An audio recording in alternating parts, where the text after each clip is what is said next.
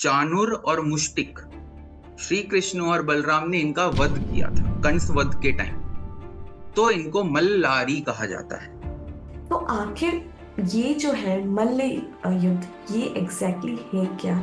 इसका भी पाकिस्तान में जमालगढ़ी और सहरी बलोल, इन दो जगहों से हमें टेराकोटा प्लेट मिले, जिसमें सिद्धार्थ खुद मल्ल युद्ध कर रहे हैं, जिसमें सब कुछ होता है, मारते हैं, एक दूसरे को बाइट करते हैं, पटकते हैं। तो मार्शल आर्ट्स जब इन्वेंट हुए, वो पहले वॉरफेयर का पार्ट थे, जिसमें एक ही उद्देश्य था, या तो खुद मरो या दूसरे को मारो। तो ये मल्ल विद्या वॉरफेयर से पास्ट टाइम से प्रोफेशन बना। सिखों का गतका है, एमपी यूपी बिहार में लाठी खेल है, केरला में कलरी पयट्टू है, मणिपुर में थंगता है। कृष्ण जी के बारे में अधिकतर लोगों को ऐसा लगता है कि he has this charming smile, thin body, lean, is very, but बहुत कम लोग इस पर्सपेक्टिव से सोचते हैं कि वो मल्ल युद्ध के भी आचार्य थे, like he was the high level practitioner. एक चीज भी जाननी बहुत जरूरी है कि हम जो पुराण अभी पढ़ रहे हैं वो इतने ही पुराने नहीं हैं, उनको कभी किसी ने रिपीट लिखा होगा। एज एन आर्कियोलॉजिस्ट, क्या आपने विमेन इन मल्ल युद्ध, क्या इसका कोई एविडेंस आपने देखा है? बिल्कुल। तो महानवमी डिब्बा पे एक स्कल्पचर मिला मुझे, जहाँ पे दो महिलाएं मल्ल युद्ध कर रही हैं। मानस उल्लास में लिखा गया है, हर अखाड़े में एक छोटा सा श्री कृष्ण का मंदिर होना जरूरी। नमस्ते दोस्तों, and welcome to Hitesh Akash channel. आज के हमारे इस एपिसोड में हमारे साथ जुड़ चुके हैं डॉक्टर कुश। डॉक्टर कुश एक एजुकेटर है, आर्कियोलॉजिस्ट है और ऑथर है, और वे इन सभी फील्ड में 10 साल से भी ज़्यादा अपना वर्क एक्सपीरियंस रखते हैं। अभी फिलहाल वे department of archaeology and museum Haryana में एज ए कंसल्टेंट काम करते हैं, और साथ ही में वे फाउंडर और डायरेक्टर है प्रत्या फाउंडेशन के। आज के हमारे इस एपिसोड में हमने डॉक्टर कुश के साथ मल्ल युद्ध के बारे में बात करी है। मल्ल युद्ध एक एंशिएंट फॉर्म ऑफ रेसलिंग है। उसमें उन्होंने बताया है कि पहले किस तरह से मल्ल युद्ध हुआ करता था, क्या क्या उसके रेफरेंसेस मिले हैं हिस्ट्री में। एज एन आर्कियोलॉजिस्ट वे इस बारे में क्या रिसर्च कर पाए, क्या क्या हम महाभारत और रामायण में इनके बारे में कथन पढ़ पाए, इन सब के बारे में आज हमें डॉक्टर कुश ने बताया है। और क्यों आखिर मल्ल युद्ध हमारे भारत से निकलता चला गया, इसके पीछे आखिर क्या पॉलिटिक्स रही है, क्या सोच रही है, इन सब पर बात करी है। तो आइए शुरू करते हैं एपिसोड।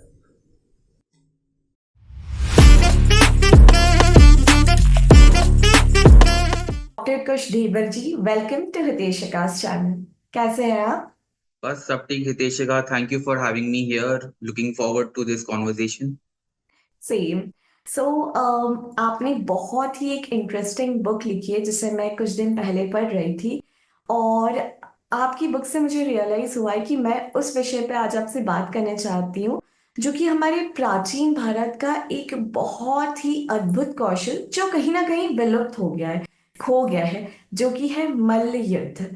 ऑडियंस में जिन्हें नहीं पता है मल्ल युद्ध क्या होता है, तो मल्ल युद्ध is an ancient form of grappling. Grappling यानी कि सेल्फ डिफेंस। तो ये जो है मल्ल युद्ध, ये आप कह सकते हैं कि फादर है कुश्ती का, रेसलिंग का, क्योंकि इसमें वो सारी चीजें आता जाती है, जैसे कि wrestling, joint breaking, hitting on opponents pressure point, even hair pulling, सारी चीजें आ जाती है। तो हम लोग ये कह सकते हैं सेफ टू से कि ये बहुत ही हायर फॉर्म है जो आप सोचते हैं हम कुश्ती का, रेसलिंग का। और अगर हम इस वर्ड को समझने की कोशिश करें तो please correct me if I say something wrong. मल्ल युद्ध में लाइक मल्ल इज फॉर रेसलर्स, पहलवान उन्हें कहते हैं, और युद्ध इज लाइक फाइट। तो ऐसे मिला के ये मल्ल युद्ध हुआ, और इसकी आई थिंक बातें हमारी रामायण महाभारत में भी काफी करी गई है, जो कि मैं आपसे बाद में पूछना चाहूंगी। बट अभी फिलहाल as an archaeologist, because you are an archaeologist, आप किस तरीके से डिफाइन करेंगे मल्ल युद्ध को? श्योर। सो पहले आपने बिल्कुल सही बोला। मल्ल युद्ध और मल्ल विद्या, मतलब द आर्ट, उसको हम कहते हैं मल्ल विद्या। एंड द एक्शन ऑफ द्वंद्व युद्ध या मल्ल युद्ध इज मल्ल युद्ध।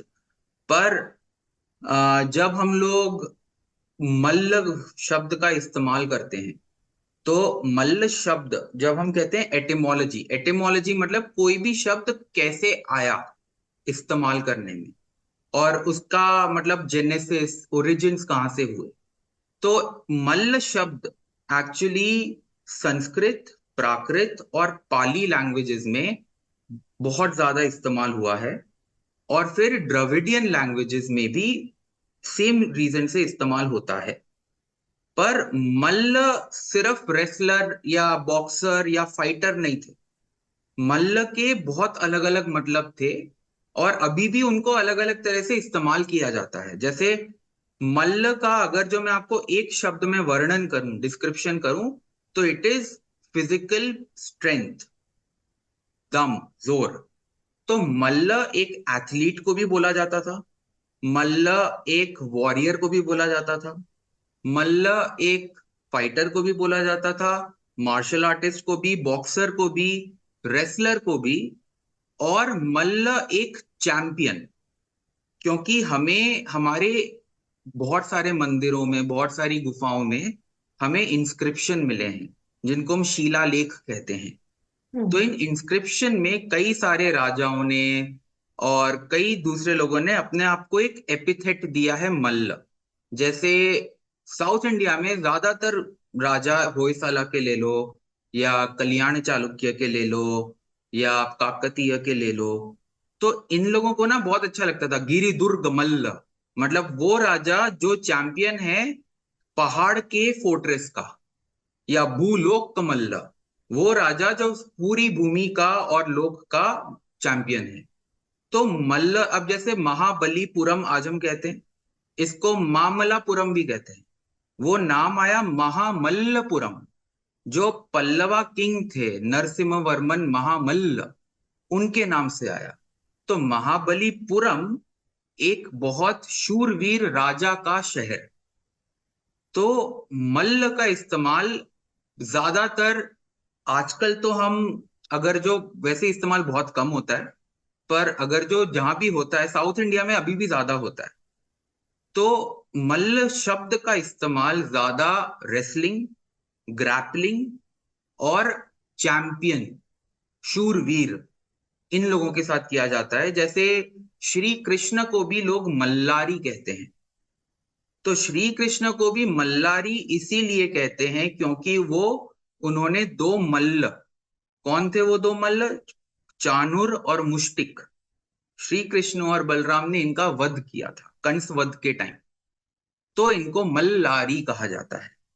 तो मल्ल, जब भी हम एटिमोलॉजी स्टडी करते हैं, तो कौन सा शब्द कब कहाँ कैसे इस्तेमाल होता है, इससे हमें उन उस पीरियड या उस समय के, उस काल के बारे में काफी जानकारी मिलती है।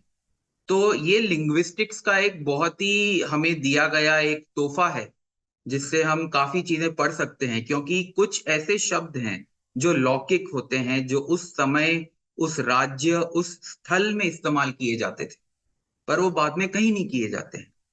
तो इससे हम उस जो किताब है या जो नाम है, उसका पीरियड जान सकते हैं, कौन सी भाषा में इसको इस्तेमाल किया जाता था वो जान सकते हैं। तो मतलब एक शब्द से हम कई सारी चीजें पता कर सकते सबसे पुराना आपको कहाँ पे मिलता है रेफरेंसेस का? हैं। मल्ल शब्द का, हाँ, मल्ल शब्द का भी, और मल्ल युद्ध हुआ है उसका भी। तो देखिए, तो पहले तो मैं आपको बताना चाहूंगा कि आर्कियोलॉजी और इतिहास, इसमें क्या अंतर होता है।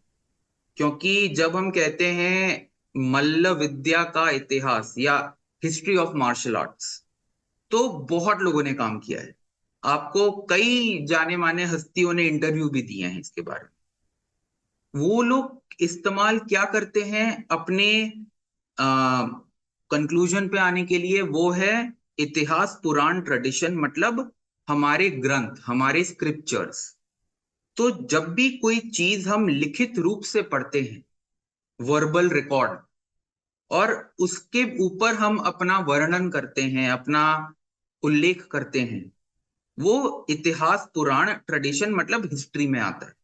तो हिस्ट्री में मल्ल शब्द बहुत पुराना नहीं है, मतलब जितना लोग हजारों साल कहते हैं, हमें हिस्ट्री में वर्णन आप समझो 9वीं 10वीं शताब्दी के ग्रंथों में मिलना शुरू होता है।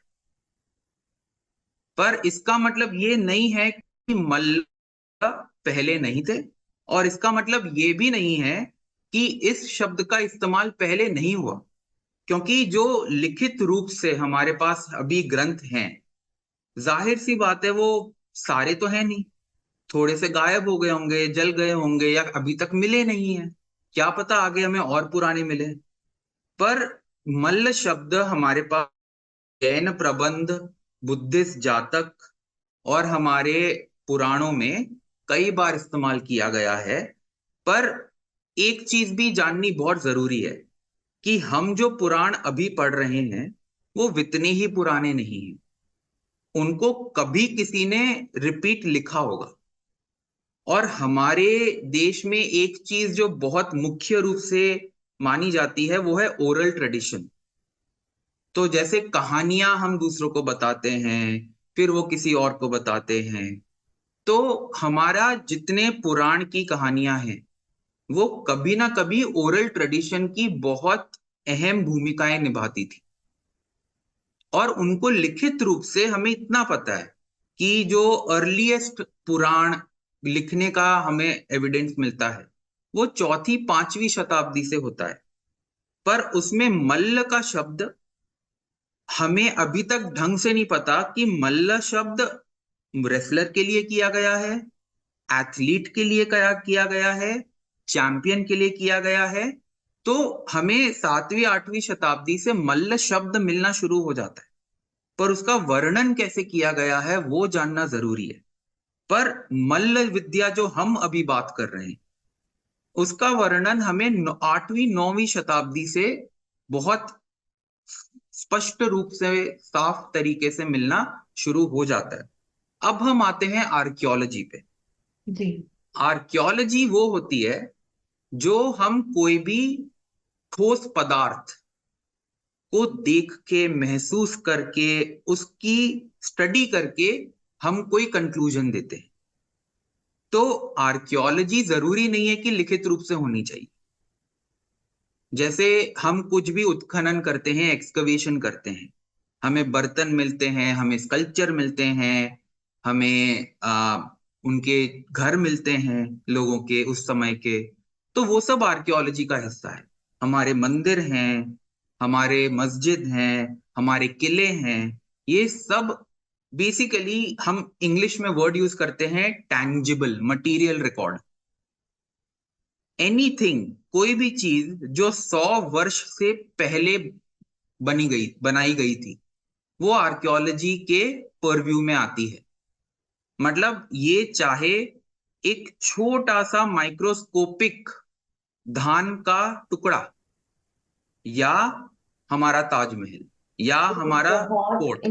ये एक बहुत इम्पोर्टेंट पॉइंट है जो आज आप सब ऑडियंस के सामने नोटिस में ला रहे हैं, क्योंकि बहुत सारे लोगों को बड़ा कंफ्यूजन रहता है, वो हिस्ट्री आर्कियोलॉजी दोनों को काफी मिक्स करके चलते हैं। तो आई थिंक ये इम्पोर्टेंट पॉइंट है जो आज आम जनता को पता होना बहुत जरूरी है। जरूर, और यही यही मतलब मेन पॉइंट है, क्योंकि आ, हमें ज्यादातर चीजें आर्कियोलॉजी जो होती है और हिस्ट्री जो होती है, हिस्ट्री क्योंकि लिखित रूप में पाई गई है, तो history is always about important influential victorious personalities. जैसे हमें इतिहास अकबरनामा लो, या राज तरंगिणी लो, या कोई भी आप इतिहास की किताब लो, उसमें राजा के बारे में है, रानी के बारे में है, कोई 2 3 अधिकारियों के बारे में है। पर क्या इतने ही लोग रहते थे उस काल में? नहीं ना। तो इतिहास, जब हम इतिहास की बात करते हैं तो इतिहास कुछ पहलुओं को कवर करता है हमारे अतीत के, जो जरूरी है। ऐसा नहीं कह रहा कि इतिहास जरूरी नहीं है, पर जो आम जनता, जो प्रजा रह रही थी उस टाइम पे, वो लोग हमारी संस्कृति, हमारे धरोहर को बनाने में उनका सबसे बड़ा योगदान था। अब ये जो हम मंदिर देखते हैं, किले देखते हैं, मस्जिद देखते हैं, हमारी पुरानी बावलियां देखते हैं, ये राजा ने पैसे दिए थे बनाने के लिए, या किसी बड़े अधिकारी ने पैसे दिए थे, उसने खुद ईंटें रख रख के नहीं बनाई है। इसको बनाने वाले वो सैकड़ों हजारों प्रजा के लोग थे, जिनकी कहानी इतिहास में गायब हो जाती है। और आपको नहीं पता कि कितना मैनिपुलेट करा गया है उस लिखने में। एग्जैक्टली इतिहास को मैनिपुलेट करना आसान है, इसका मतलब ये नहीं है कि आर्कियोलॉजी को मैनिपुलेट नहीं किया जा सकता। हर एक चीज को आपको इन दी एंड दृष्टिकोण पे आपको निर्भर करता है। तो इतिहास पढ़ने के पहले एक चीज हमेशा हमारे प्रोफेसर हमें कहते थे। E.H. कार करके बहुत पुराने इतिहासकार थे, उन्होंने लिखा था, before you study history study the historian. क्योंकि जो लिख रहा है या लिख रही है, उसके अपने दृष्टिकोण, अपने बायसेस वो लिख रहे हैं। और जो भी हमारे सामने है, जो भी हम सुनते हैं, जो भी हम पढ़ते हैं, जो भी हम देखते हैं, महसूस करते हैं, उसमें रचनात्मक क्रियाएं हैं, जिसमें जो producer of that literature, that movie, that art work, उन सब के बायस हैं। इन बायस को अंडरस्टैंड करना सबसे जरूरी है। There is nothing that is unbiased. ये एक मिथ है, ये मिथ्य है कि मतलब ऐसा कुछ नहीं है दुनिया में जो अनबायस्ड है। अभी जो हम दोनों ये कॉन्वर्जेशन कर रहे हैं, ये बायस्ड है, क्योंकि आपने मेरी किताब पढ़ी, आपको कुछ लगा अरे ये करना चाहिए। मैंने जो मेरी ग्राफिक नॉवेल लिखी है अपनी पीएचडी पे, मैंने भी अपने दृष्टिकोण से लिखी है। तो जी। मैं तो मानता हूं कि भाई मेरी किताब बायस्ड है, पर जो पढ़ रहे हैं उनको पता चलना चाहिए कहाँ बायस है और कहाँ पे एक्चुअल रिसर्च है। तो इसको हम कहते हैं कल्चरल इंटेलिजेंस। तो अब हम आते हैं आर्कियोलॉजी। अब आर्कियोलॉजी बहुत बड़ा फील्ड है। और सोशलिस्ट जो होते हैं, सोशियोलॉजिस्ट, तो इसमें वो कैसे अलग हो जाते हैं, अगर आप ये भी ऑडियंस को बता पाए तो। आई मीन देखो, अब जो इकोनॉमिस्ट हैं, जो पॉलिटिकल साइंटिस्ट हैं, जो सोशियोलॉजिस्ट हैं, जो साइकोलॉजिस्ट हैं, ये सारी आती हैं ह्यूमैनिटीज एंड सोशल साइंस के परव्यू में। अब आजकल आप देखोगे जमाना चल रहा है लिबरल आर्ट्स का, और बड़े बड़े कॉलेजों में जैसे आईआईटी हैं, आईसर हैं, जैसे आपके घर के पास आईसर भोपाल है, जो मतलब बहुत बड़ी साइंस की इंस्टीट्यूट है। अब यहाँ पे भी ह्यूमैनिटीज एंड सोशल साइंस के फैकल्टी होना जरूरी है, क्योंकि अब आप जो कह रहे हो, एक ही किताब मैं एज एन आर्कियोलॉजिस्ट अपने दृष्टिकोण से पढ़ूंगा, तो मैं क्या पढ़ूंगा, क्या क्या मटेरियल कल्चर इस्तेमाल किया गया है, क्या क्या मटेरियल कल्चर का वर्णन किया गया है। पर जो सोशियोलॉजिस्ट हैं, वो इसमें देखेंगे सोसाइटी के पहलुओं को, कि ये जब लिखी गई थी, इस शब्द का इस्तेमाल हुआ, मतलब ऐसी सोशल सिस्टम थी, वर्किंग क्लास थी, या जेंडर एस्पेक्ट आता है, या उसमें द कॉन्सेप्ट ऑफ वायलेंस आता है, तो वो सोशियोलॉजिस्ट देखेगा। जैसे हमारे संस्कृत की जितनी भी हमारे कथ्य हैं, काव्य हैं, मुद्रा राक्षस है, अभिज्ञान शाकुंतलम है, काफी सोशियोलॉजिस्टों ने इसकी स्टडी करी है। एंड जिस किताब को मैं बहुत पढ़ता हूँ, मल्ल पुराण, उसको भी एक सोशियोलॉजिस्ट ने बहुत ही गौर से देखा है, जिसमें उन्होंने बहुत अच्छी तरह लिखा है कि अब ये इस्तेमाल, ये शब्द जो कास्ट, जाति पुराण हम कहते हैं, ये वर्ण वर्ण शब्द का करप्शन है।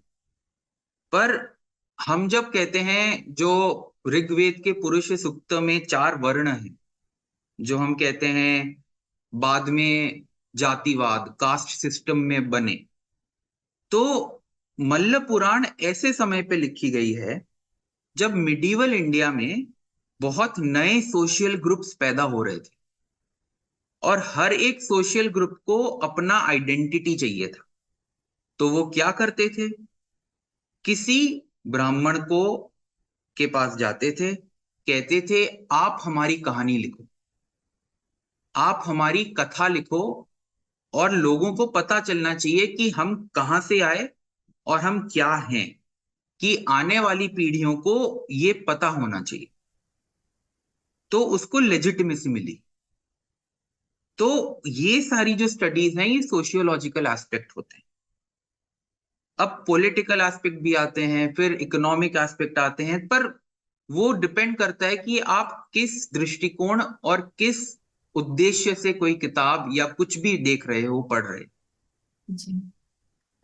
फिर से आते हैं मल्ल युद्ध के ऊपर।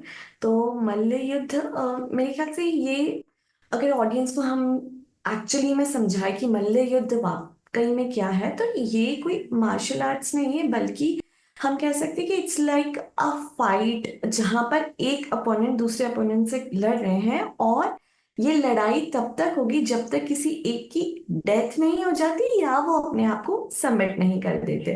तो it's G. Moreover like a game, जहाँ पे क्राउड आता है रिजॉल्व कराने डिस्प्यूट जो कि दो किंगडम के बीच में हो रहा है। तो राजा अपने साइड से अपने बेस्ट रेसलर्स को भेजते थे, और जो कि वो तब तक लड़ते थे जब तक किसी की डेथ नहीं हो जाती है। तो moreover like a fight programme जहाँ पे सब लोग आके देख रहे हैं। तो ये सारे मार्शल आर्ट्स का मिश्रण है, मतलब दंगल अलग है, रेसलिंग अलग है। तो आखिर ये जो है मल्ल युद्ध, ये एग्जैक्टली है क्या, अगर आप ये प्रॉपरली हमारी ऑडियंस को समझा पाए। Sure. Before going to that, वो आर्कियोलॉजी का एस्पेक्ट मैंने समझाया ही नहीं था। आर्कियोलॉजी बेसिकली, हम हिस्ट्री तो मैंने काफी, हम लोगों ने विस्तार से बात करी, पर आर्कियोलॉजी वो होता है जो हम मटेरियल एविडेंस पे पढ़ते हैं। तो जो भी चीज टैंजिबल है, जिसको हम छू सकते हैं, महसूस कर सकते हैं, देख सकते हैं, वो आर्कियोलॉजी। अब आपका जो प्रश्न था मल्ल युद्ध कितना पुराना आर्कियोलॉजिकली, तो आर्कियोलॉजिकली हमारे पास कंफर्म्ड एविडेंस है। आ, हमारा जब अनडिवाइडेड इंडिया था, तो पूरा नॉर्थ इंडिया में कुषाण वंश था। तो शुंग कुषाण वंश के हरियाणा, पंजाब और नॉर्थ वेस्ट फ्रंटियर प्रोविंस, जो अभी पाकिस्तान में आता है, वहां पे हमें बहुत सारे मिट्टी के टेराकोटा फिगरीन्स मिले हैं, ग्रैपलिंग के, रेसलिंग के, मल्ल युद्ध के। जैसे इंडिया में एक बहुत प्रमुख साइट है अग्रोहा कर, अग्रोहा में हमें एक बहुत ही अद्भुत टेराकोटा फिगरीन मिला है। तो इसको हम, अगर जो हमें डेट करना पड़े तो हम कह सकते हैं 1st सेंचुरी BCE, या सेकेंड सेंचुरी CE। इन 300 वर्ष में हमें ये पहला एविडेंस मिलता है। और इसमें ये भी मिलता है कि बुद्ध, पहले वो जब सिद्धार्थ थे, तो सिद्धार्थ एक्चुअली अपनी बीवी यशोधरा के हाथ मांगने के लिए उनको कई अपनी क्वालिटीज दिखानी पड़ी थी, कंपटीशन हुए थे, उसमें से एक था मल्ल युद्ध। तो इसका भी पाकिस्तान में जमालगढ़ी और सहरी बलोल, इन दो जगहों से हमें टेराकोटा प्लेट मिले, जिसमें सिद्धार्थ खुद मल्ल युद्ध कर रहे हैं। Now let me come to your question कि मल्ल युद्ध है क्या। ठीक है, तो चलो हम जाते हैं थोड़ा और पीछे, कि मार्शल आर्ट आए कहां से। जब हम देखें, हमारा प्री हिस्टोरिक पीरियड है, जब हम हंटिंग गैदरिंग कर रहे हैं, तब हमारा एक ही उद्देश्य था, वो था सर्वाइवल, जीना है। अब या कंपटीशन होती है, या तो एक जानवर के पीछे अलग अलग लोग पड़े हैं, या तो हमें जानवर से ही अपने आप को बचाना है। तो छोटे छोटे weapon, pre historic stone tools, उनको हैफ्ट करके भाले बनाना, फिर हमारे शरीर को कैसे इस्तेमाल करना अलग अलग कठिनाइयों से बचने के लिए। तो अगर जो आप हमारे एंसेस्टर छोड़ो, आप आजकल के बंदरों को भी देखो, जब दो बंदर अपने आप को प्रूव करना चाहते हैं, प्राइमेट्स जिसे हम कहते हैं, अगर जो आप लोगों ने प्लैनेट ऑफ द एप्स देखी है, या आप लोगों ने टार्जन देखी है, तो उसमें अल्फा प्रूव करने के लिए दो मेल चिंपैंजीज द्वंद्व युद्ध करते हैं, जिसमें सब कुछ होता है, मारते हैं, एक दूसरे को बाइट करते हैं, पटकते हैं। तो मतलब ह्यूमन बॉडी हमेशा से एक ही तरह से इवॉल्व हुई है। हमारी हड्डियां तोड़ने के तरीके भी वही हैं। हमारे बॉडी में कहाँ कौन सा नर्व है, कौन सी मांसपेशियां हैं, सब सेम है। तो पहले अपने बचाव के लिए अलग अलग तौर तरीके इन्वेंट हुए। फिर क्या हुआ, जब हम जन से जनपद बने, मतलब जब हम लोगों ने नोमैडिक लाइफस्टाइल छोड़ के अपनी टेरिटरियों पे राज करना शुरू किया, तो पहले फिर युद्ध होने लगे। लोग एक दूसरे की गाय ले जाते थे। गाय, हमारा कैटल जो था, वो बहुत अहम भूमिका निभाता था। It was equal to money. मतलब ऋग्वेद में कई लोगों को बोला गया ये इतना अमीर था कि इसके पास इतनी सारी गायें थी। तो कैटल रेड्स होते थे। अब जैसे आपका कबीला है, मेरा कबीला है, तो ऐसे वॉरफेयर शुरू हुआ। तो मार्शल आर्ट्स जब इन्वेंट हुए, वो पहले वॉरफेयर का पार्ट थे, जिसमें एक ही उद्देश्य था, या तो खुद मरो या दूसरे को मारो। फिर जो आपने बात करी कि दो राजाओं ने कहा कि हम इतने सारे सिपाहियों को नहीं मारते, तुम अपना बेस्ट फाइटर लाओ, मैं अपना बेस्ट लाता हूं। जो जीता, उस राजा को जीत मिलेगी, दूसरे को शिकस्त मिलेगी। अब इसमें भी बहुत सारे एग्जाम्पल है, ये पूरे पूरे विश्व में ये चलता था। आपने अगर जो ब्रैड पिट की पिक्चर ट्रॉय देखी होगी, तो जो पहला सीन है ट्रॉय का, वो है एगमेम्नॉन, ब्रैड पिट जो अकीलीज है उसको बुलाता है, और सामने वाला अपने वॉरियर को बुलाता है। वो लोग कहते हैं कि why fight all of us, why don't our best warriors fight and let us settle this. अब यहां से हम लोगों को ये पता चला, आप आज भी देखोगे जब भी रास्ते में लड़ाई चल रही होती है ना, सारी भीड़ इकट्ठी हो जाती है। कोई वहां पे लड़ाई रोकने नहीं जाएगा, सब फोन निकाल के बैठ जाएंगे। ये हमारी प्रकृति है, हमारी True. प्रवृत्ति है ये। True. It is our nature. अब हम जैसे देखें तो रसल क्रोव की बहुत पॉपुलर पिक्चर है Gladiator. Ancient Greek, ancient Rome में ग्लैडिएटोरियल वॉर्स होते थे, वैसे ही इंडिया में भी हुआ करता। इनको बोले जाते थे मल्ल क्रीड़ा महोत्सव। तो जो मथुरा में श्री कृष्ण ने कंस वध किया, वो एक मल्ल क्रीड़ा महोत्सव में उनको न्योता दिया गया था, श्री कृष्ण और बलराम। और ये हरिवंश पुराण और या भागवत पुराण में बहुत ही स्पष्टता से इसका वर्णन किया गया है। डिस्क्रिप्शन बहुत अच्छा है। तो इंडिया में भी क्या हुआ कि वॉरफेयर तो हो रही है, बहुत सारे पहले जनपद थे, फिर किंगडम्स आए, फिर सबको वॉरियर्स तो चाहिए, स्टैंडिंग आर्मी चाहिए। जब वॉर नहीं हो रहा, तो आप अपनी सेना को तंदुरुस्त कैसे रखोगे? तो आप मल्ल क्रीड़ा महोत्सव कराने लोगे। फिर क्या हुआ कि आगे आगे जैसे वॉरफेयर आगे बढ़ा, तो फेवरेट पास टाइम भी ग्रैपलिंग हो गया, मल्ल युद्ध। फेवरेट या बेस्ट फॉर्म ऑफ एक्सरसाइज भी मल्ल युद्ध हो गया। और हमें फिजिकल एक्सपर्टीज, फिजिकल कल्चर को बढ़ावा मिला। और एक समय ऐसा आया मुगल टाइम पे और विजयनगर और इन सब टाइम पे, कि अगर जो आप एक बहुत ही शूरवीर मल्ल हो या पहलवान हो, तो आपको बड़े बड़े जागीर दिए जाएंगे। और वहां से सोशल और इकोनॉमिक मोबिलाइजेशन, जिसको हम संस्कृत में कहते हैं संस्कृताइजेशन। तो आप अपने बर्थ से नहीं माने जाते, आप अपने कर्मों से माने गए। तो अगर जो आप बहुत शौर्य और शूरवीरता से युद्ध में जीत रहे हो, तो राजा आपको जागीर देंगे। तो ऐसी एक बहुत अच्छी कहानी है। विजयनगर के टाइम पे विजयनगर के सामने थे बहमनी सुल्तान। अब बहमनी सुल्तानों में जब बीदर के राजा के पास मुगल के कोर्ट से, नॉर्थ इंडिया से, एक पहलवान आया। उसने सबको हरा दिया। अब बीदर का राजा, मेरी तो नाक कट गई, मैं क्या करूं। तो बीदर के राजा के किचन में एक खानसामा था, उसका नाम था यूसुफ आदिल खां। अब यूसुफ आदिल खां सामने आया, बोला, सर मुझे लड़ने दो। अगर जो मैं हारा तो आपका खानसामा हारा, मैं जीता तो आप जीते। तो बीदर के राजा ने कहा, चलो भाई लड़ लो। उसने उसको शिकस्त दे दी, वो तो जीत गया यूसुफ आदिल खां।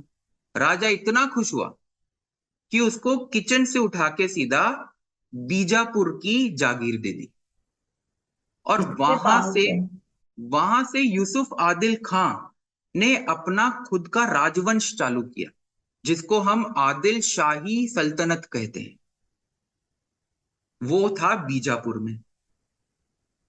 फिर हमारे पास ऐसी ऐसी कहानियां हैं कि जो पहलवान मल्ल थे, वो एक किंगडम से दूसरे किंगडम ट्रैवल करते थे, क्योंकि उनको देखो, वेरी सिंपल सी बात है, आप में हुनर है, जो पैसा देगा मैं वहां जाऊंगा। अभी जैसे देखो, मैं हरियाणा सरकार में काम कर रहा हूँ दिल्ली का, पर वैसे गुजराती हूँ। पर मुझे हरियाणा सरकार पैसे दे रही है तो मैं हरियाणा में बैठा हूं ना, क्योंकि जो आपकी हुनर की काबिलियत समझेगा वहां आप जाओगे। तब ये कोई नहीं देखता कि ये कौन सा रिलीजन है, ये कौन सी जात है। तब दिखता था अखाड़े में कौन सबसे सर्वश्रेष्ठ। तो अखाड़ा जो था, वहां पे कुछ नहीं चलता, वहां पे आपकी ताकत चलती। तो ये मल्ल विद्या वॉरफेयर से पास्ट टाइम से प्रोफेशन बना।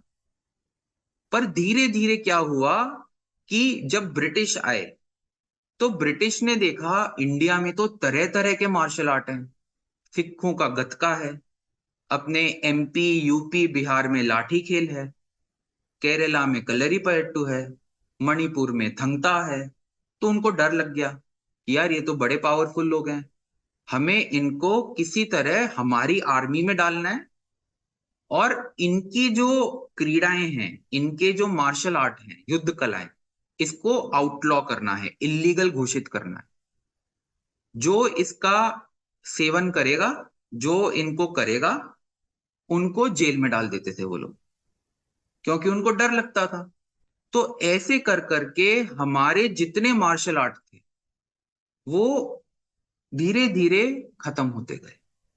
कुछ लोग थे जो इनको छिपके से प्रैक्टिस करते थे और सिखाते थे।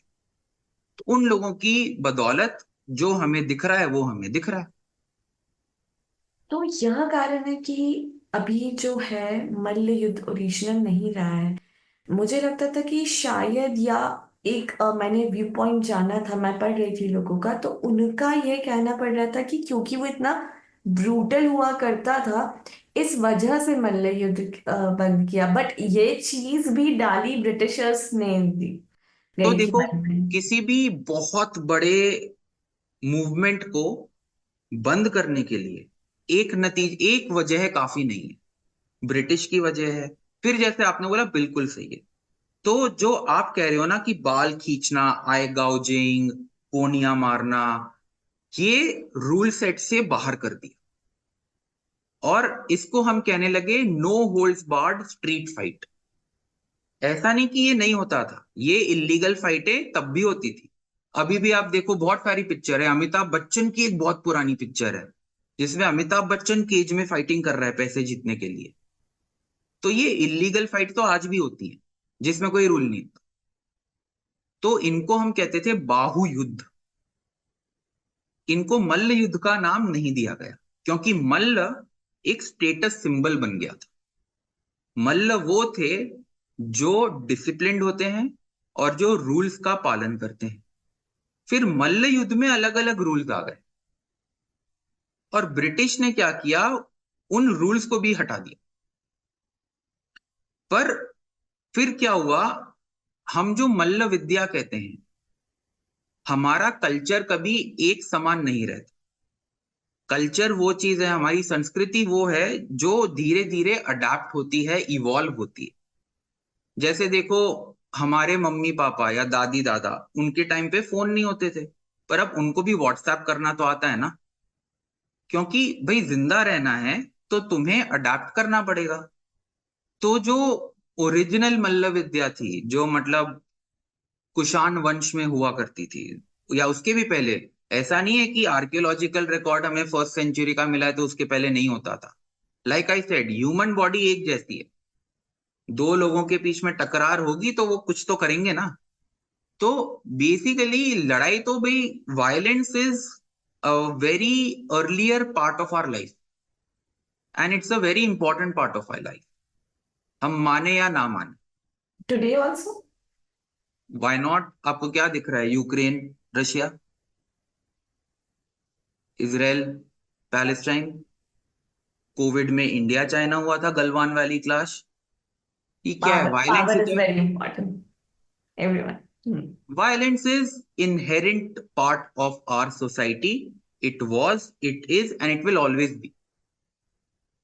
पर इस वायलेंस को कैसे किया? आजकल लोग ज्यादा इंटेलिजेंट हो गए हैं, तो बायोलॉजिकल वॉरफेयर है, साइबर वॉरफेयर है। तो वायलेंस सिर्फ आप अपने शरीर से ही नहीं कर सकते। आजकल दुनिया इतनी आगे बढ़ गई है कि यहाँ बैठे बैठे आप लोगों को मार सकते, राइट? तो एट द एंड गोल तो वही है, ह्यूमन को हर्ट करना सामने। Exactly, and superiority, right? Power, influence, ये it all comes down to this. पर बेसिकली मल्ल क्या थे? अब इन लोगों ने, बहुत सारे मार्शल आर्ट्स हैं जो जिंदा रहने के लिए उन्होंने अलग अलग तरकीबें अपनाई। जैसे मणिपुर का थंगता है, या हमारा पंजाब का सिखों का गतका है, और उड़ीसा और झारखंड और बंगाल का है छो। इनमें से कई चीजें डांस का पार्ट बन गई, कई चीजें परफॉर्मिंग आर्ट्स मतलब ड्रामा बन गए, और कई चीजें हैं जो मार्शल आर्ट ही रही।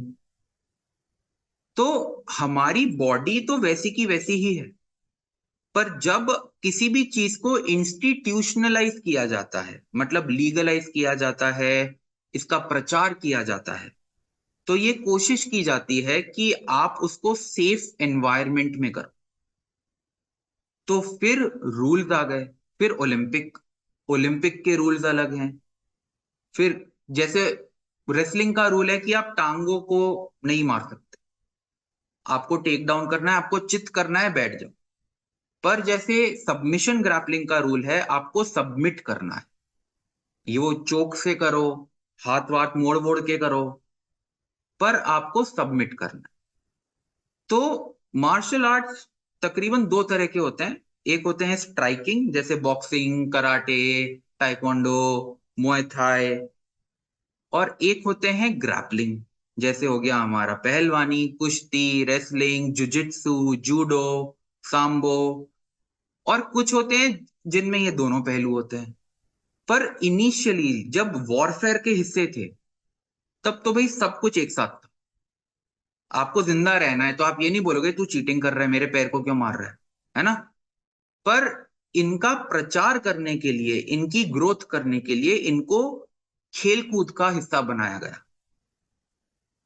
जैसे सबसे अच्छा एग्जाम्पल है जापान में जूडो।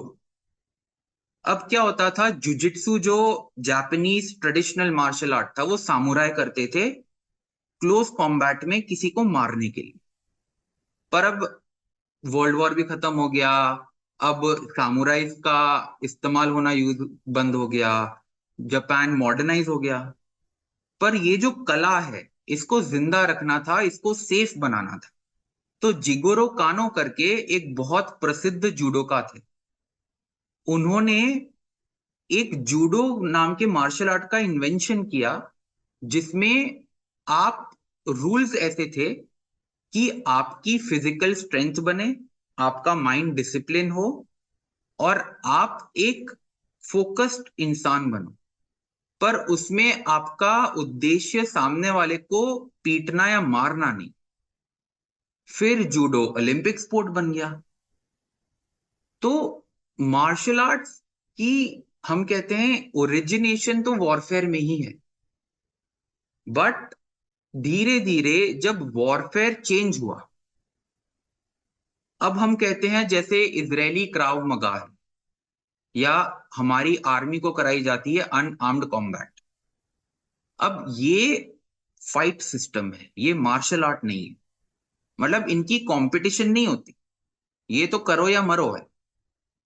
पर अब बॉक्सिंग ले लो, आप जुजित्सु ले लो, आप रेसलिंग ले लो, ये स्पोर्ट बन गए और इनको इंस्टीट्यूशनलाइज किया गया।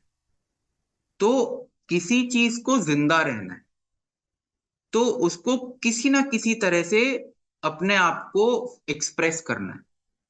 कुछ डांस में आ गए, कुछ स्पोर्ट बन गए, कुछ थिएटर का पार्ट बन गए। जैसे ब्राजील का एक मार्शल आर्ट है कापुएरा। ये मतलब बहुत ही खतरनाक खौफनाक मार्शल आर्ट हुआ करता था। पर अब ये ज्यादातर डांसर्स सीखते हैं या फिजिकल स्ट्रेंथ वाले जिम्नास्ट करते हैं। तो वो उस रूप में अभी जिंदा है। अब कुछ लोग कहेंगे कि यार क्या हुआ करता था, अब क्या बन गया। पर कुछ लोग कहेंगे कि कम से कम जिंदा तो है। तो ये हमारी संस्कृति कैसे इवॉल्व होती है, उसको समझने के अलग अलग तौर तरीके हैं। बहुत ही अलग पर्सपेक्टिव मुझे चीज़ों का अभी मिल रहा है आपके इससे, क्योंकि मल्ल युद्ध या रेसलिंग को इस फॉर्म में भी कन्वर्ट हो सकता है just to survive. That's very different. बीच में आपने नाम लिया था कृष्ण जी का कि उन्हें मल्ल युद्ध का आचार्य बताया जाता है। तो हम अगर हम महाभारत और रामायण की बात करें तो महाभारत में भीम का वर्णन किया गया है कि, और फिर रामायण में सुग्रीव का, अंगद का, और भी कई लोग जैसे जरासंध हुए, बलराम, कृष्ण। कृष्ण जी के बारे में अधिकतर लोगों को ऐसा लगता है कि yes this charming smile, thin body, lean is very, but बहुत कम लोग इस पर्सपेक्टिव से सोचते हैं कि जहाँ ये सब तो उनका ठीक है, दैट्स ट्रू, बट वो मल्ल युद्ध के भी आचार्य थे, like he was the high level practitioner. और हमने कई कहानियां भी सुनी है जहाँ पे बलराम और श्री कृष्ण जी में, श्री दो बलराम जी पहाड़ की तरह थे, एम्बॉडीमेंट ऑफ रेसलर्स, बट फिर भी श्री कृष्ण उन्हें हरा दिया करते थे।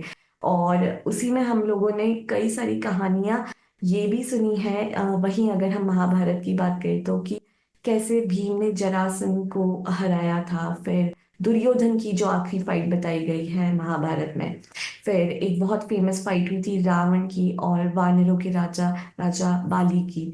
तो उन इसमें चार तरह की प्रैक्टिसेस या चार तरह की टेक्निक्स बताई गई है, भीमसेनी, जरासंधी, हनुमंती। तो क्या ये चारों, अगर आप छोटा सा डिस्क्रिप्शन दे पाए कि क्या ये चार टेक्निक्स है, और इन टेक्निक्स का उपयोग क्या अभी भी जो हम ओलंपिक्स में देख रहे हैं या जो हमारा जो कॉमन लेवल पे हो रहा है उसमें से कोई सी प्रैक्टिस अभी चल रही है क्या?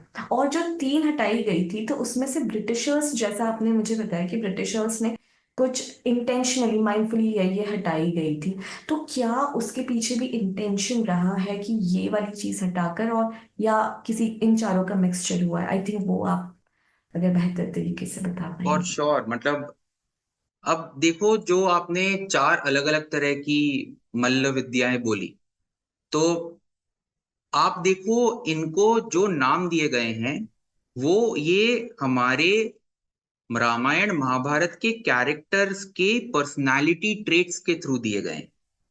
अब जैसे भीमसेनी मल्ल विद्या कहा जाता है, तो उसमें आपको जोर का बहुत इस्तेमाल करना है, जिसमें आपको उठा के पटकना है, किसी को किसी की कुछ तोड़ने हैं हाथ पैर।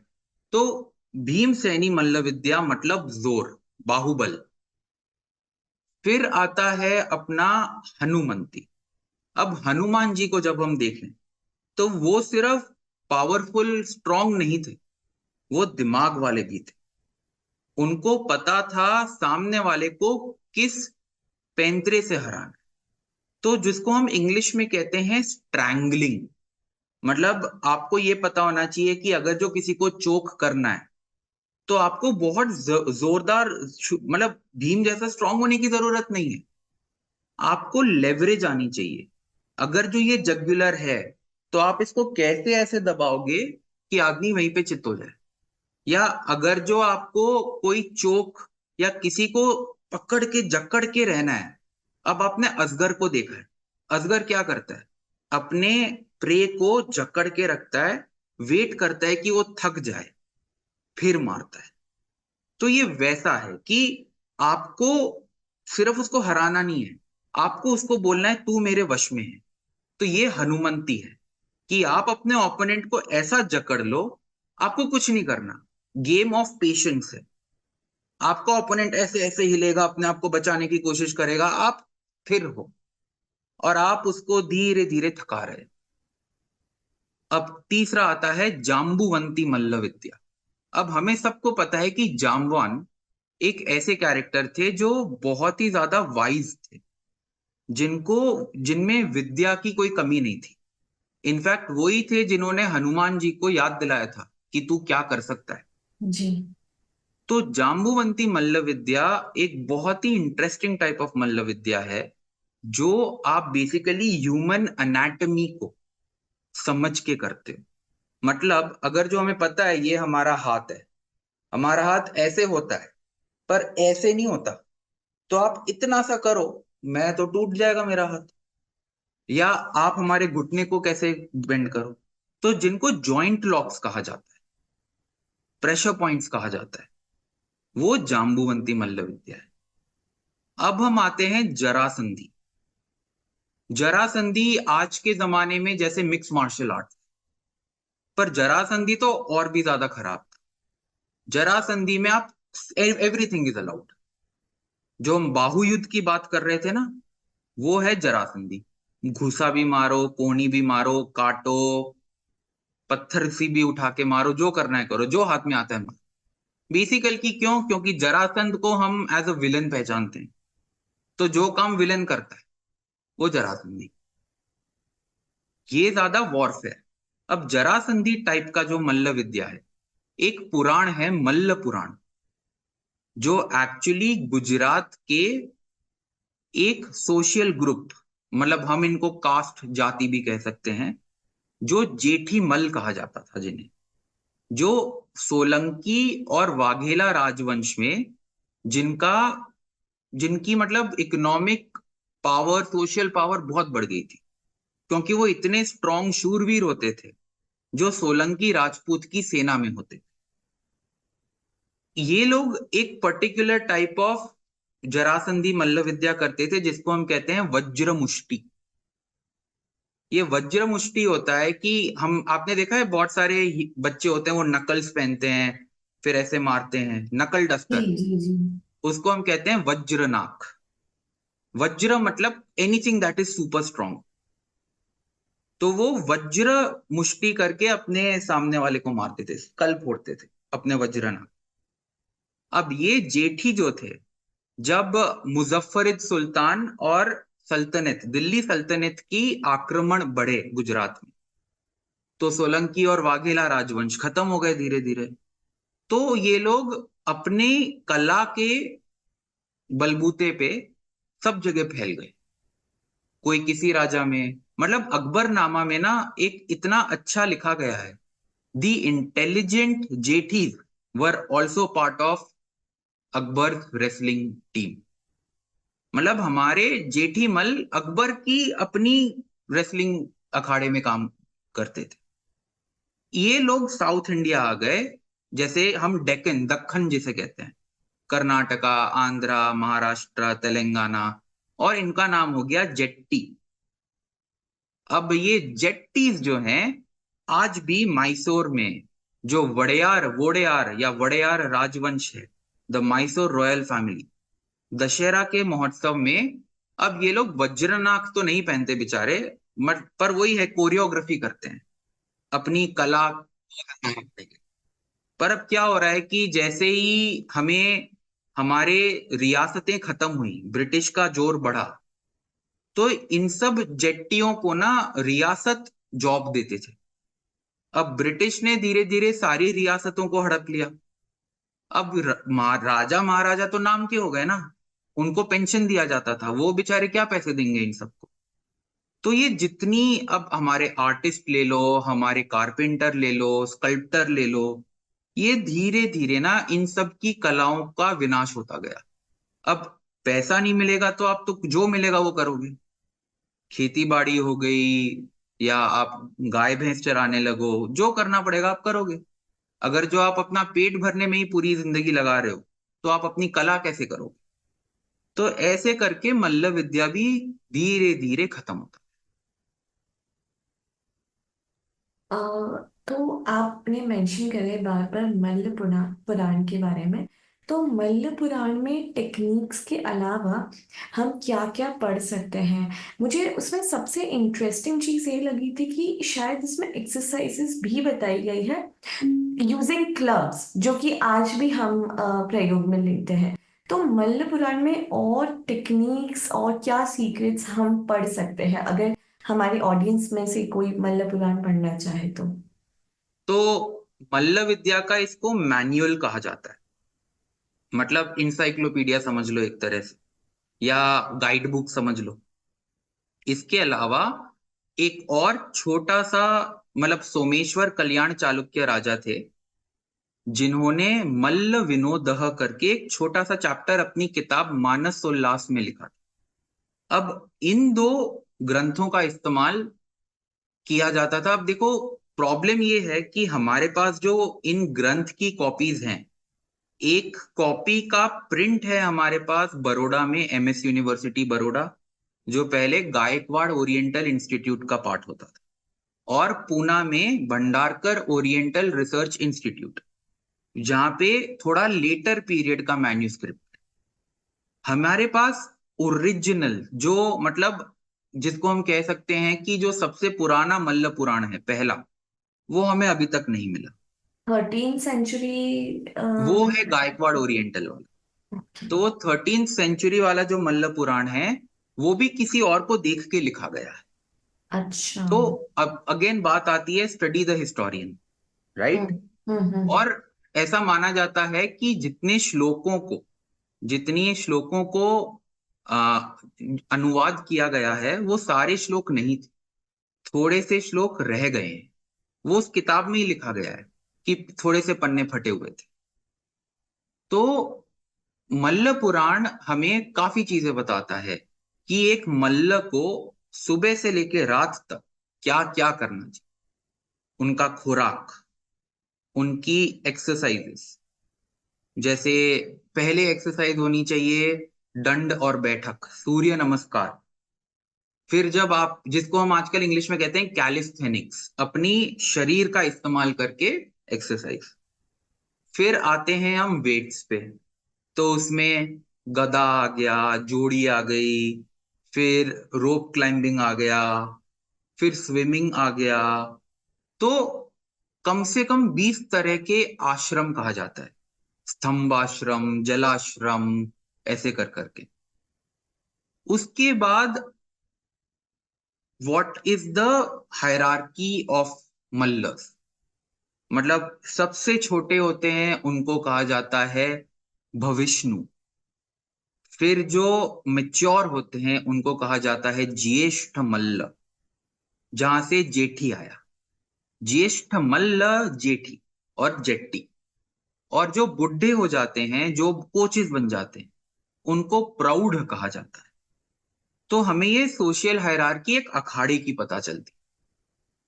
तो भविष्णु है, वो बेचारा सबकी मालिश करेगा, सबके लिए दूध बनाएगा, खाना बनाएगा, और फिर ट्रेनिंग करेगा।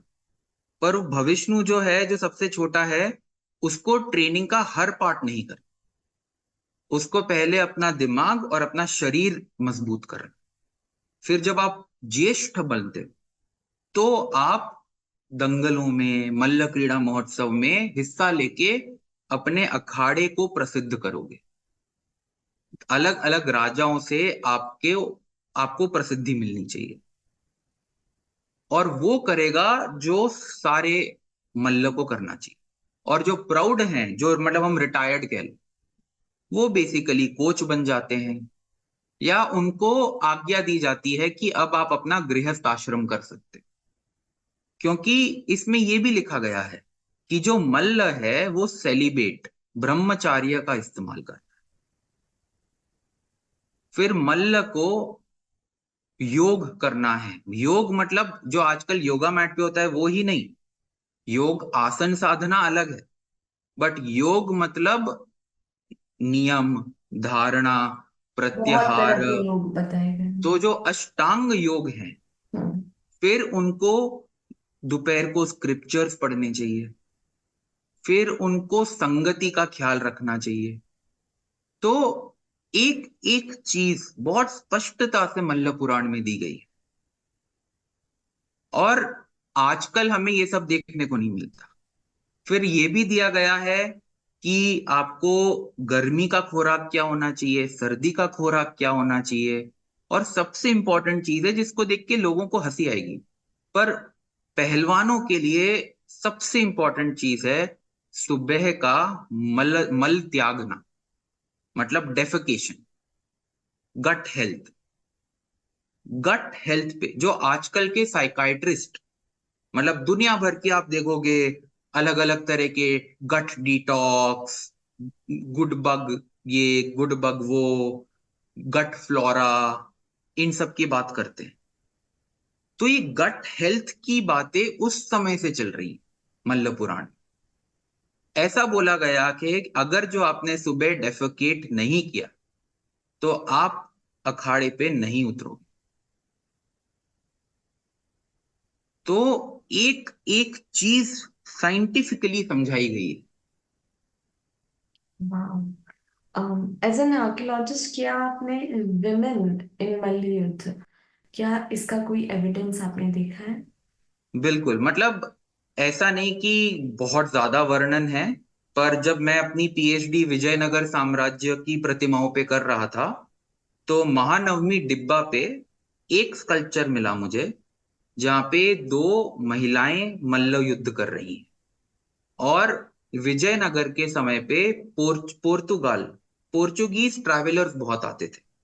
तो उसमें फर्नाओ न्यूनेज और डोमिंगो पेस, जो महानवमी फेस्टिवल के टाइम थे वहां पे, उन लोगों ने बोला है कि जो मतलब राजा की कोर्टेजान्स थी, उनके बीच भी मल्ल युद्ध बाउट होते थे और उनको मल्ल युद्ध आता था।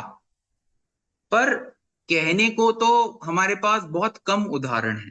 जैसे हमारे पास एक झांसी की रानी है, या एक चांद बीबी है, या मतलब बहुत कम हमारे पास, या आपने, क्योंकि दिद्दा अपनी है। पूरी जो किताब है, आपकी जो ग्राफिक नॉवेल है, वहां पर आपने एट द एंड उसे समराइज इस तरीके से करा है कि विमेन भी कर सकती है मल्ल युद्ध।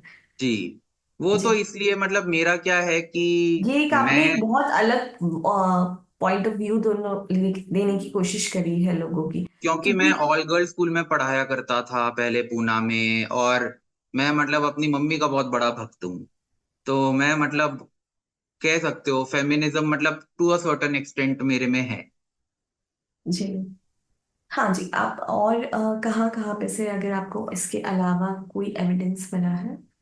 चोला टेम्पल्स में से एक टेम्पल में एक और स्कल्पचर मिला है। मतलब बहुत कम उदाहरण है हमारे पास। ऐसा नहीं कि बहुत सारे हैं, पर हम इनको नजरअंदाज नहीं कर सकते। But at the same time हमें ये समझना जरूरी है, अगर जो कम उदाहरण हैं तो क्यों है। It is a very simple answer कि जो पहले की किताबें लिखी गई हैं वो पैट्रियार्कल पॉइंट ऑफ व्यू से लिखी गई है। पर जरूरी नहीं है कि उस समय पे महिलाओं में फिजिकल कल्चर नहीं था। क्योंकि अगर जो हम ट्राइबल फोक आर्ट की तरफ जाते, तो महिलाओं की पेंटिंग्स हैं जिसमें वो हंटिंग भी कर रही हैं, जिनमें वो कदम से कदम मिला के अपने काउंटर पार्ट्स के साथ पूरा काम कर रही हैं। तो ऐसा नहीं है कि हमारे पास उदाहरण नहीं है, पर हमें ये समझने की जरूरत है कि जिस दृष्टिकोण और मानसिक प्रभाव से ये सब नरेशंस किए गए हैं, वो क्यों किए गए हैं। पर इसका मतलब ये नहीं है कि टॉक्सिक मैस्कुलिनिटी है। मतलब things are not black and white, हमें ये समझना जरूरी है। It's always grey. या इसी में जैसे कि मैंने आपकी बुक में भी देखा था कि वो लोग जो जो मल्ल होते हैं वो एक किसी डेटी को वर्शिप करते हैं। क्योंकि मैं मध्य प्रदेश से हूँ तो यहाँ पर मैंने अधिकतर रेसलर्स को हनुमान जी की पूजन करते हुए देखा है। तो ऐसे कोई स्पेसिफिक डेटी होते हैं उनके, या फिर अलग अलग ट्राइब्स के या अलग अलग स्टेट्स के अपने श्रद्धा के अनुसार या अपने कल्चर के अनुसार किसी की पूजा करी जाती है? तो मतलब इसमें भी ना डेटीज की एक हायरार्की होती है। अच्छा। तो अब अखाड़े में आप मल्ल पुराण पढ़ो या मानसोल्लास पढ़ो, मानसोल्लास में लिखा गया है हर अखाड़े में एक छोटा सा श्री कृष्ण का मंदिर होना जरूरी। और मल्ल पुराण और बहुत सारे बाद में, अब जैसे आप बनारस जाओ, जो हमारे मतलब पुराने अखाड़ों का गढ़ है बनारस। जितने बच्चे कुचे पुराने अखाड़े हैं ना, वो बनारस में सबसे ज्यादा तादाद में है, फिर मैसूर में है। तो वहां सब जगह बजरंगबली, हनुमान जी, पर यही दो नहीं है। इनके अलावा बलराम की भी पूजा बहुत जगह की जाती है। बहुत जगह शाक्त संप्रदाय, शक्ति कल्ट, देवियों की पूजा भी की जाती है, जैसे महिषासुर मर्दिनी है। और ये जो जेठीस थे, इनकी जो कुल देवी थी लिम्बोजा माता गुजरात में, और कर्नाटका में निम्बजा माता। तो यहाँ पे एंसेस्ट्रल वर्शिप भी आता है। फिर धीरे धीरे क्या, अब ना ये बहुत इंटरेस्टिंग फिनोमिनन है कि हम जो शब्द का इस्तेमाल करते हैं हिंदू, हिंदू शब्द ना काफी नया है रिलीजन को समझाने के लिए। हमारे हिंदू धर्म में कई तरह की संप्रदाएं हैं, जिसमें शैव, वैष्णव और शाक्ता सबसे बड़ी मानी जाती। बट फिर गणपत्य भी है, हनुमंती भी है, सूर्य का सौर भी है। तो ऐसे छोटे छोटे भगवान जो पहले माना जाता था, जो इंडिपेंडेंट ट्राइबल या लोकल फोक गॉड्स गॉडेसेस थे, इनको हिंदू फोल्ड में लाने के लिए किसी से शादी करवा दी, किसी की बहन बना दिया, या इनको आर्कियोलॉजिकली इनकी प्रतिमाएं साथ में बनाने लगे। तो इससे हमें पता चलता है कि कई भगवान देवी देवता जो हैं, वो क्यों सिर्फ गुजरात में है, वो क्यों सिर्फ बंगाल में है, क्योंकि वो उनके लोकल देवी देवता है। और उनको बाद में एकत्रित किया गया है हिंदुइज्म में। तो इसीलिए मैं हैरारकी इसलिए बोल रहा हूं, क्योंकि श्री कृष्ण हनुमान सब हैं, वो सब जगह माना जाता है। पर श्री कृष्ण हनुमान के नीचे भी हैं बहुत सारे। मैं फिर से उस बारे में बात करना चाहूंगी जो कि आपने बताया था कि किस तरीके से जो युद्ध कला है वो डेवलप हुई थी। तो प्राचीन काल से ही विभिन्न क्षेत्रों के अपने वातावरण, भौगोलिक स्थिति और जिस तरीके से उनका समय है उस हिसाब से लोगों ने लड़ने की कलाएं डेवलप करी, और वो डेवलप होते होते फिर युद्ध कलाओं में हो गई। तो जब मनुष्य मेरे ख्याल से जब असभ्यता से सभ्यता की ओर जा रहा था, तो आई थिंक मार्शल आर्ट्स का सबसे पहले खुद का सेल्फ डिफेंस सीखने के लिए उन्होंने करा था। फिर उन्होंने ये चीज डेवलप करी जब वो समूह में रहने लगे, जैसा आपने बताया। तो समूह में रहकर वो फिर ये युद्ध कला में हो गया। और फिर जब गुफाओं में वे रहने लगे तो फिर गुफाओं में अ, या तो फिर खाने के से या गुफा में रहने के से या वहां पर भी नारी के अधिकार के इससे वहां पर लड़ाइयाँ होने लगी। तो ऐसे मेरे ख्याल से युद्ध कलाओं का डेवलपमेंट हुआ। बट युद्ध कला में हथियार भी आते हैं। तो हथियारों का कैसे पहले हथियार कैसे आए और फिर हथियारों का कैसे डेवलपमेंट हुआ? बिल्कुल, ये बहुत ही दिलचस्प तरीका है हमें हमारी सभ्यता की डेवलपमेंट को स्टडी करने के। तो हमारी हिस्ट्री या हमारे अतीत को हम अलग अलग तरीके से कहते हैं। या तो हम कहते हैं pre history, proto history, ancient history, medieval history, या कुछ लोग टेक्नोलॉजी के हिसाब से कहते हैं स्टोन एज।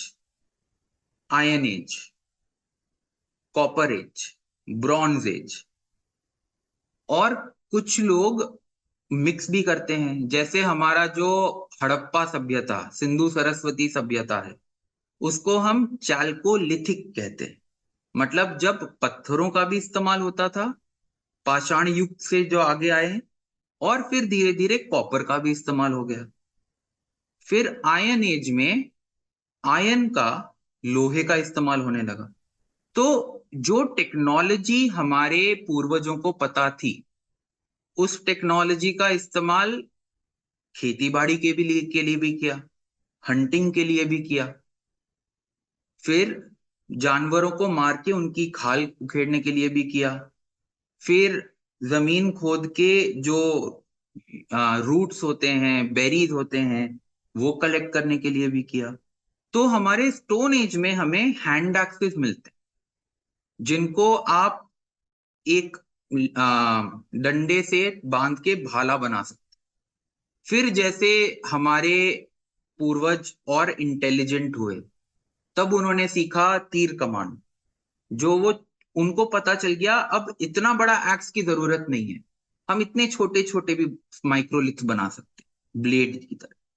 फिर उनको पता चला दूर से हम बाण करें। फिर उनको पता चला कि अब हम आरी बना सकते हैं, छोटे छोटे ब्लेड लगा के। फिर जब हमारा सोसाइटी या हमारे युग आगे बढ़े, तब वॉरफेयर, अब जैसे ह्यूमन इवॉल्व हुए, ह्यूमन नीड्स भी इवॉल्व हुई। अब पता चला कि वॉरफेयर में वेपन्स के साथ हमें किले बनाने, तो किले, फोर्टिफिकेशंस बने। अब पता चला फोर्टिफिकेशन नीचे वाला कौन से हथियार यूज करेगा, ऊपर वाला कौन सा करेगा। तो कम फिर शुरू हुआ बलिस्टिक्स। बलिस्टिक्स मतलब आप कुछ भी चीज किसी फोर्स से आगे डालो। अब जैसे गुलेल, तीर कमान, ये सब बलिस्टिक्स में आए। बट फिर बलिस्टिक्स में आया गन पाउडर टेक्नोलॉजी। तो पहले छोटी छोटी बंदूकें आई, फिर आए कैनन्स, फिर आर्किटेक्चर ऐसा बनने लगा जो इतने बड़े कैनन्स को सह सके। फिर क्या हुआ कि जैसे जैसे हमारा वॉरफेयर इवॉल्व हुआ, तो अलग अलग टाइप के हथियार। अब इसमें से कुछ है, जैसे मैंने वज्रनाख बोला, जो जेट्टीज और जेठीज इस्तेमाल करते थे, वो क्लोज कॉम्बैट। फिर अलग अलग तरह की तलवारें आई, पर हर तलवार उसके इस्तेमाल करने वाले पे डिपेंड करता है। फिर सबसे इंटरेस्टिंग है जो शिवाजी महाराज की कहानी है, वो वाघ नाक वाली, जो मतलब अफजल खां को उन्होंने जैसे जी, मारा। जिस तरीके से मैंने। तो ऐसे अलग अलग हथियार बनने लगे जो कस्टमाइज किया।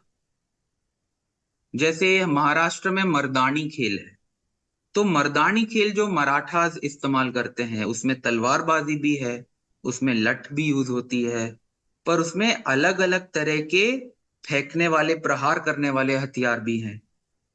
तो जो लोकली अवेलेबल रिसोर्सेस थे, और जिस तरह की उनको ओपोनेंट थे, अब आप अपनी स्ट्रैटेजी बनाओगे अपने ऑपोजिशन को देख। अगर जो ऑपोजिशन दूर से वार करने वाला है, तो हमें भी दूर से वार करना आना चाहिए। अगर जो ऑपोजिशन आग का इस्तेमाल अच्छी तरह कर सकता है, तो हमें उसके सामने पानी का अच्छा इस्तेमाल आना चाहिए। फिर किलों में ऐसे छेद बनने लगे जहां पे तेल डालने लगे थे वो लोग, गर्म पानी डालते थे। आप देखो, जब वॉरफेयर आता है ना, लोग कहते हैं ना everything is fair in love and war. Warfare में तो आपको अपने सेल्फ प्रेजर्वेशन है, आपको अलग अलग तरीके अपनाने ही पड़ेंगे। तो वेपन्स का evolution based on our intelligence, cognition and our requirements customise होता गया। हम्म। तो आई थिंक जैसे जैसे ये टाइम चलता रहा, ये जो पूरी यात्रा है जो युद्ध की, उसमें हमने बहुत कुछ सीखा भी और मेरे ख्याल से हमने बहुत कुछ खो भी दिया है। क्योंकि अभी हम जब कुछ चीजें पढ़ते हैं कि पास्ट में जिस तरीके से वॉर करते थे या जो टेक्निक्स यूज करते थे, ऐसा लगता है कि अभी तो असंभव है। ऐसा भी लिखा गया है कि जैसे कि वो अपने हाथों के प्रहार से ही पूरा पेड़ नीचे गिरा दिया करते थे या पूरा खंभा नीचे गिरा दिया करते थे। तो अभी तो या फिर बहुत सारे ऐसे भी मेंशंस है कि वो लोग अपने हाथ के या आंखों के मतलब एक इशारे से या वैसे कुछ, मतलब एक डायरेक्शन से जैसे उन्हें कमांड दिया जाए तो ही वो अपोनेंट पे एक प्रहार कर पाते थे। तो आई थिंक या तो वो पूरी कल्पना की कहानी है या फिर हमने बहुत कुछ मिस कर दिया है। तो ये तो आई थिंक अभी तक हमारे लिए मिस्ट्री ही रहा है। मतलब ज- कुछ चीजें हैं जो डेफिनेटली कल्पना है। मतलब हम कहते हैं ना, पोएटिक एडिशंस, इंटरपोलेशंस। कि यस। चाइनीज विस्पर की गेम आपने खेली होगी, आपने मुझे एक चीज बोली, पर वो मुझसे आगे 10 लोगों को जैसे गई, सबने अपनी अपनी चीजें ऐड करी, है ना। तो ये ओरल ट्रेडिशन है। हम इसको कल्पना बोले, ओरल ट्रेडिशन बोले, क्रिएटिव लिबर्टी बोले, पर इसमें से आप सही कह रहे हो, कई चीजें हैं। जैसे आज भी कई लोग हैं जो ऐसी चीजें कर सकते हैं जो हम खुद कल्पना नहीं कर सकते। Like human brain and human body is capable of doing a lot of things. And you know वो तो आप सही कह रहे हो कि सरवाइव करने के लिए सबने कुछ ना कुछ तो किया है। अब जो अडाप्ट हुआ वो सरवाइव कर रहा है, जो अडाप्ट नहीं हुए वो अब खत्म हो गए। जी। लास्ट मैसेज जो आप ऑडियंस को देना चाहेंगे। आ, मैं एक चीज कहना चाहूंगा, जो मैंने कल्चरल इंटेलिजेंस की बात करी थी, कि आप आजकल सोशल मीडिया के वजह से कई कई चीजें हमें फ्री में एक्सेसिबल है। हमें हजारों चीजें देखने को मिलती है, हजारों दृष्टिकोण देखने को मिलते हैं। पर आप प्लीज अपने आप को ऐसा इक्विप करो कि आप समझो समझो कि जो ये चीज आपको बता रहे हैं, दिखा रहे हैं, सुना रहे हैं, उनका इसमें क्या स्टेक है, उनका दृष्टिकोण क्या है, उनके बायस क्या है। क्योंकि हमारा कल्चर, इंडिया का कल्चर बहुत ही विविध तरहों के कल्चरों का मिश्रण है। और यहाँ पे हर कल्चर को अपनी पहचान बनाने के लिए अलग अलग तौर तरीके अपनाने पड़ते हैं। तो मेरी बस ऑडियंस से यही दरख्वास्त है, रिक्वेस्ट है, कि जो भी आप पढ़ो, जो भी देखो, जो भी सुनो, उसको ब्लाइंडली फॉलो मत करो। आपको अपनी कल्चरल इंटेलिजेंस पे काम करना जरूरी है। Thank you so much mister कश, आई विल से डॉक्टर कश, क्योंकि आपने बहुत सारा नया पर्सपेक्टिव एज एन आर्कियोलॉजिस्ट हम सबको दिया है। और आपने एक बहुत ही अच्छी स्टडी करी है जिस टॉपिक पे। और ये टॉपिक ऐसा है कि बहुत ज़्यादा नोन नहीं है लोगों को, येट इट्स वेरी इंपॉर्टेंट हमारी ह्यूमन इवोल्यूशन से लेके अब तक। हालांकि अभी हम उसको अलग फॉर्म में कर रहे हैं, but it's like a very important part, और उस पे आपने स्टडी करी है और हम सबको एक आई ओपनर की तरह काम करा है। So you are doing an incredible job.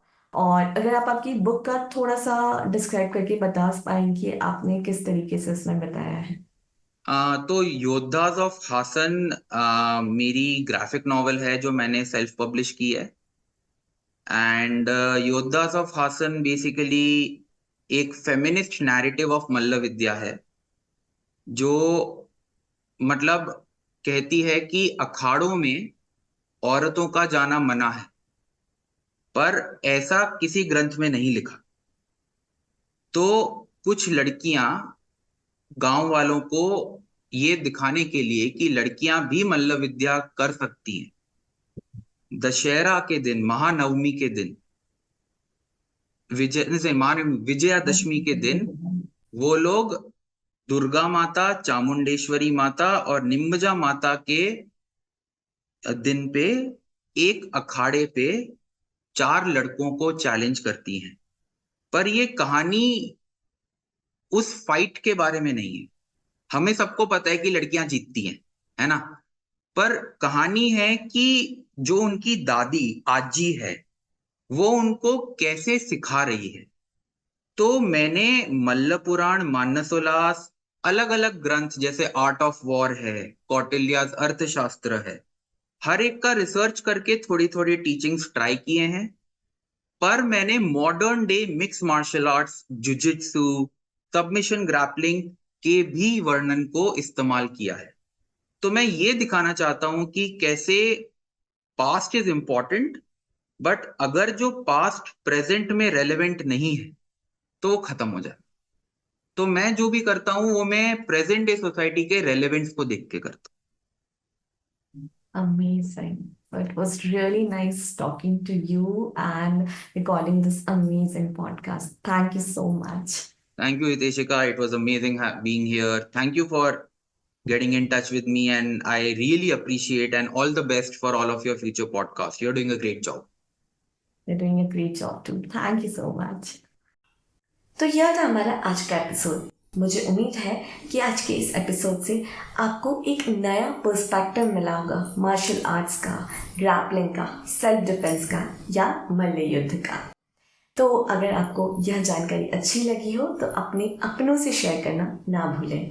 और डॉक्टर कुश की मैंने सोशल मीडिया लिंक और बुक लिंक नीचे अटैच कर दी है, तो उन्हें चेक करना ना भूलें। और ऐसे ही कई एपिसोड्स के लिए देखते रहें हितेशिका's चैनल। बहुत बहुत धन्यवाद।